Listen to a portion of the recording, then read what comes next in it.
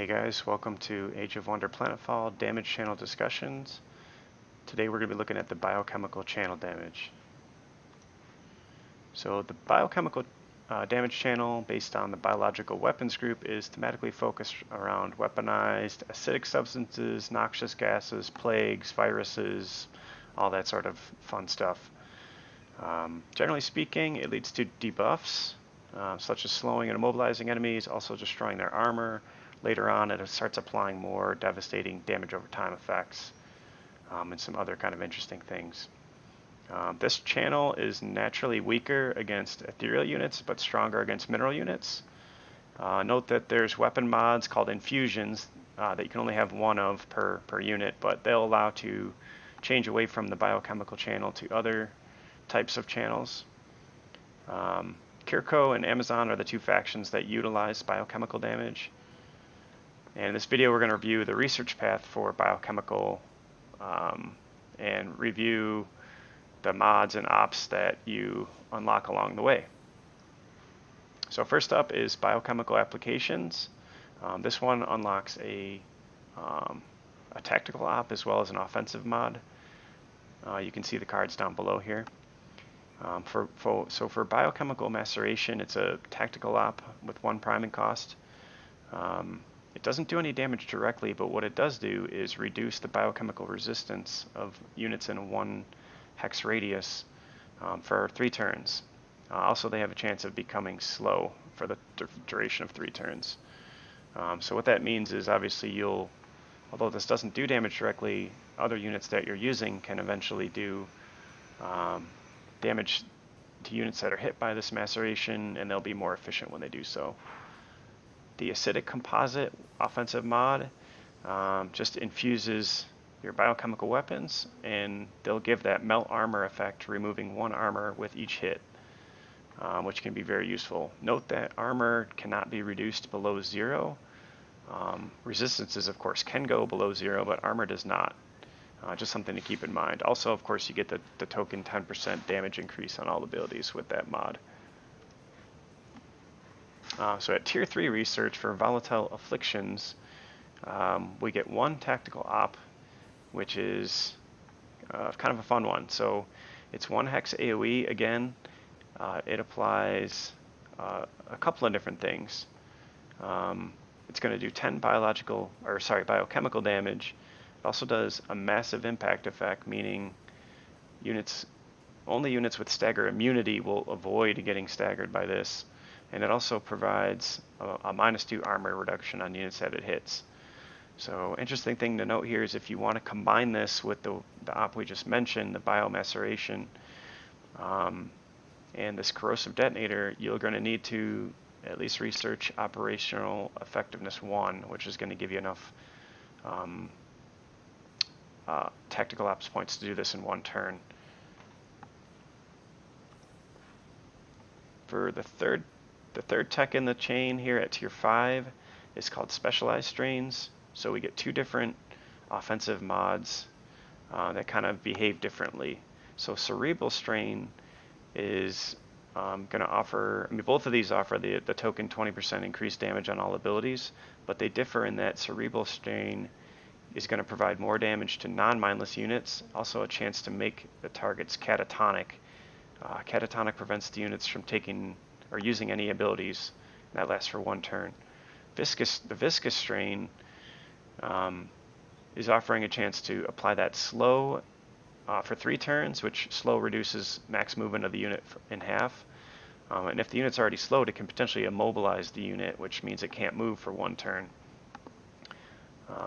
So I think mainly here the different strain choice is dependent on the makeup of your army. I think for a ranged core, you really would favor the slow debuffs found in the Viscous Strain versus if you're going to be doing mostly melee combat with your units, you probably are going to favor Cerebral, where other units moving around isn't going to affect you as much, but them using abilities up close and personal with you does. So something to think about there. The 4th option in the path here at Tier 7 is Advanced Infections, and this is where we start getting into some of the more interesting damage over time and things that I mentioned or alluded to earlier in the video. So we've got Virulent Canister. This is a 1 hex AoE. It does 15 biochemical damage, and it can also infect biological and cyborg units. Once the unit's infected, it takes 10 biological damage per turn for 3 turns. And what's really fun here is if the infected unit dies, it explodes and it can spread the infection to adjacent units. That also includes yours, so keep that in mind. For the offensive mod we get here, it's Blight Infection, and basically what this mod's doing is having a chance to apply the Blight Infection debuff to unit for the whole rest of the combat. What happens here is if a unit with this infection dies, it will explode and deal 14 bio damage to all units in a 2 hex radius. Again, this affects your units as well. This is going to also give you the token 30% damage increase for the mod at this level. And again, one thing to keep in mind here while we're going through this is it becomes important, especially later on in larger battles, to be paying attention to which units are affected by what debuffs. And it can be kind of somewhat of a chore to keep track of some of this, but it's important, especially when you're understanding not only how it's going to affect enemy units, but also potentially your units in cases where units are dying and exploding and things like that.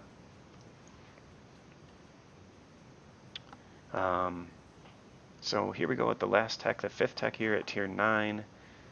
We're basically at the pinnacle of large-scale disease warfare. Blight Plague is the tech here. We're going to get a tactical op and a offensive mod once again. So Acid Rain is a battlefield-wide tactical op that you can set and forget. Enemy units are going to lose 2 armor and take 8 biochemical damage every turn until combat ends. So essentially, the longer the combat lasts, the more work this op's going to do for you. You don't want to necessarily waste it or spend it if you don't expect that the battle's going to last very long, because you're not going to get much usefulness out of it. But in large-scale matchups with many armies, and specifically of certain types of armies, this tactical op alone can win a battle basically by itself. So for the offensive mod, Blightbringer, this one's really interesting. It gives you a couple of resistances and immunities, 5 bio resistance and immunity to bio, status effects, and hazards. But also at the end of the turn, any biological or cyber unit, yours included, of course, within 2 hexes has a chance to get the Blighted Plague debuff, which is going to apply a negative 400 morale, 20% accuracy, and 8 bio damage every turn for 3 turns, which is quite considerable, obviously. So as you can imagine, there's quite a bit of things you can do with this offensive mod. It's not the kind of mod you're probably going to put on all your units, especially with the expense, but used effectively on certain units, this can be really strong. So in summary, I think the biochemical channel damage is really interesting. It's fun. It can be devastating. It's thematically a really cool one, I think. As I said earlier, keeping track of all the debuffs associated and how some of the gameplay mechanics interact that way can take a little getting used to, but once you kind of understand how some of it works, you also, I think, will start to see how flexible this channel is. In my opinion, it boils down to if you're really focused on ranged or melee damage, direct or passive skills and abilities, and to what degree you want to rely on having large swarms of armies or small armies or more or less tactical support when you're fighting combat, really sets you on certain paths along the way. Obviously, in this case, the kir'ko more focused on melee damage and regenerating health, larger armies. Amazon probably focused more on range, and smaller armies, relatively speaking, to kir'ko, so on and so forth. There's also, of course, the secret technology options that you can layer in here and experiment with, so quite a few different viable ways to go with this one. Hope you guys liked the video. Hope you found it helpful. Let me know what you think below. If you found cool combinations or synergies that you think are interesting, feel free to add them.